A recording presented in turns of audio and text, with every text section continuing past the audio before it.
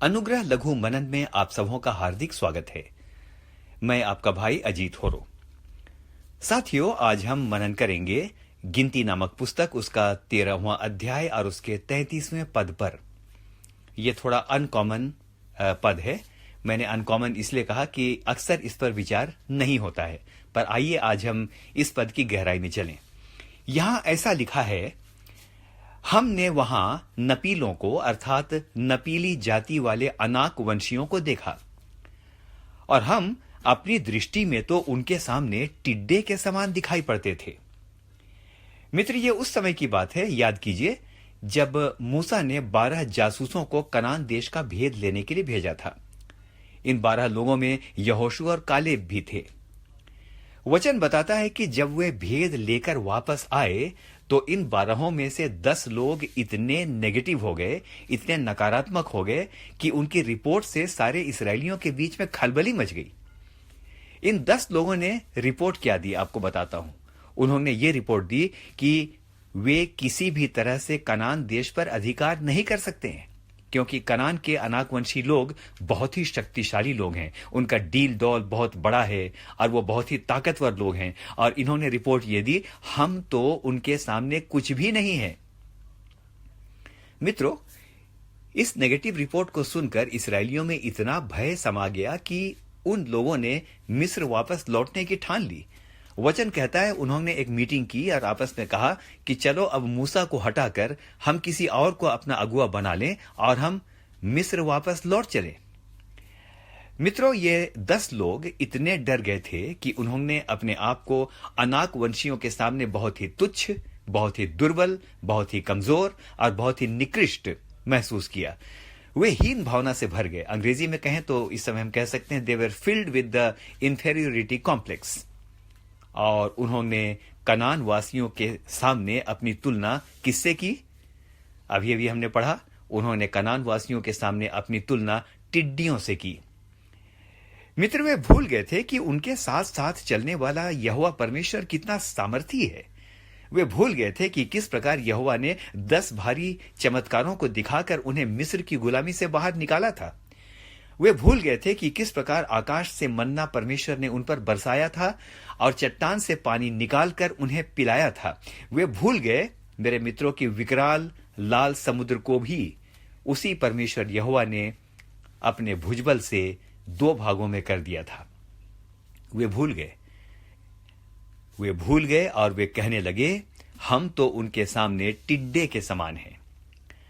मित्र, टिड्डी को अंग्रेजी में ग्रास हुपर कहा जाता है, ये आप सब जानते हैं। अब हमारे जीवनों में भी कई बार, जानते हैं क्या होता है, हमारे जीवनों में भी कई बार हम ग्रास हुपर सिंड्रोम का शिकार हो जाते हैं। ग्रास हुपर सिंड्रोम एक नया शब्द आपके लिए लेकर के आया हूं। ग्रास हुपर सिंड्रोम मतलब अपने आप को टिड्डे की तरह फील करना। हमारे सामने हमारी परिस्थितियां कई बार इतनी भयानक, जटिल और विकराल हो जाती हैं कि उसके सामने हम अपने आप को बहुत छोटा और तुच्छ समझने लगते हैं। वचन बताता है कि लाल समुद्र का कद इतना बड़ा था कि मूसा ने अपने आप को टिड्डे सा महसूस किया और वो मुंह के बल गिरकर दोहाई देने लगा। गोलियत का कद इतना बड़ा था, इतना ऊंचा था कि इस्राएली सेना ग्रास हुपर सिंड्रोम का शिकार हो गई। मेरे मित्र, आपसे इस समय कुछ कहना चाहता हूं। क्या आपको भी ऐसा ही लगता है कि आपके जीवन की स्थितियां और उनका कद इतना विकराल हो गया है कि आप उसके सामने स्वयं को बहुत छोटा, असहाय और तुच्छ महसूस करते हैं? आपकी परिस्थिति आर्थिक, सामाजिक, शारीरिक दुर्बलता कुछ भी हो सकती है। मित्र, हम भी बहुत बार, हमें मानना चाहिए कि हम भी अक्सर ग्रास हुपर सिंड्रोम का शिकार हो जाते हैं मनुष्य होने के नाते, और कई बार हम भूल जाते हैं कि वचन क्या कहता है। आइए सुनते हैं कि वचन हमारे लिए क्या कहता है। यदि इस समय आप अपने आप को छोटा और तुच्छ और निकृष्ट और कमजोर यदि आप महसूस कर रहे हैं, तो इस समय आपको बताना चाहता हूं कि इस पद को जब आप सुनेंगे तो मैं विश्वास करता हूं ग्रास हुपर सिंड्रोम से हम बाहर निकल पाएंगे।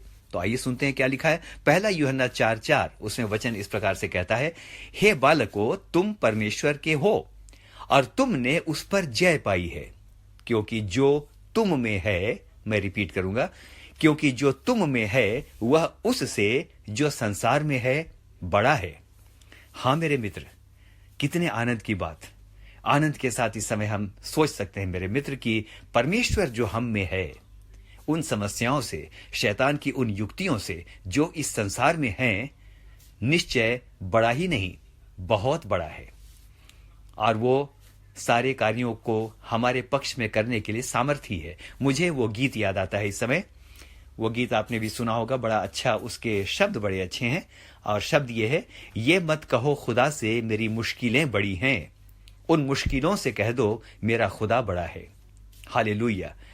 मेरे मित्र, ये सच है कि परिस्थितियों के सामने हम कई बार वास्तव में बहुत छोटे हो जाते हैं और हमें लगता है कि सचमुच हम कुछ भी नहीं कर सकते हैं। लेकिन जब ऐसा लगने लगे, जब आप पर ग्रास हुपर सिंड्रोम हावी होने लगे, जब आप अशक्त और लाचार महसूस करने लगे, तो हमेशा याद रखिए इस वचन को। फिलिपियों 4 और उसके 13 में संत पौलुस इस प्रकार से कहता है, और इस समय यह पद मैं आपको देना चाहता हूं। देखिए क्या कहता है संत पौलुस, फिलिपियों 4 उसका 13, जो मुझे सामर्थ्य देता है उसमें मैं सब कुछ कर सकता हूं।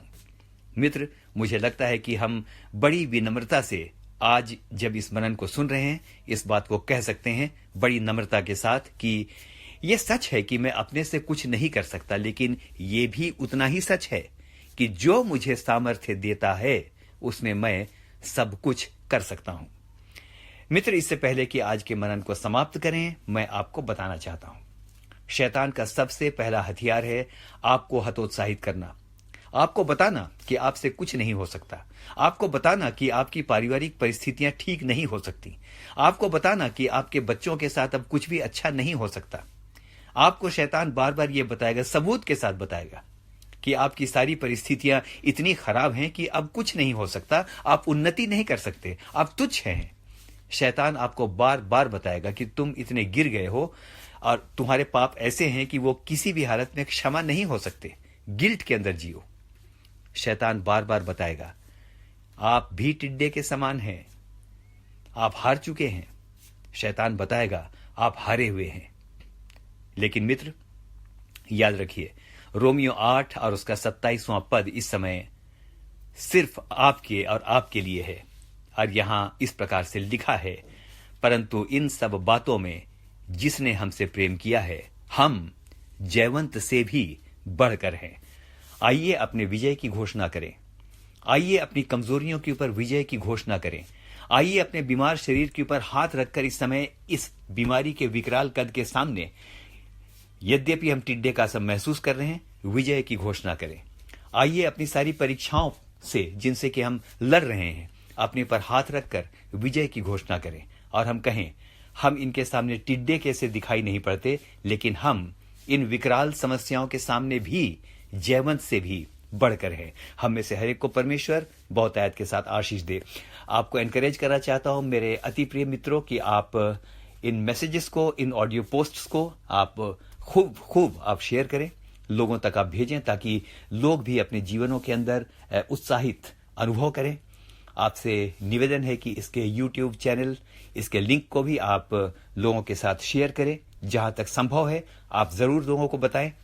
और एक निवेदन और है कि आप फेसबुक पर भी हमको फॉलो कर सकते हैं।